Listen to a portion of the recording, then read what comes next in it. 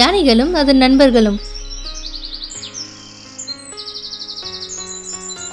யானைகள் வழக்கமாக காட்டில் உள்ள குளத்தில் தண்ணீர் குடிக்க சென்றன.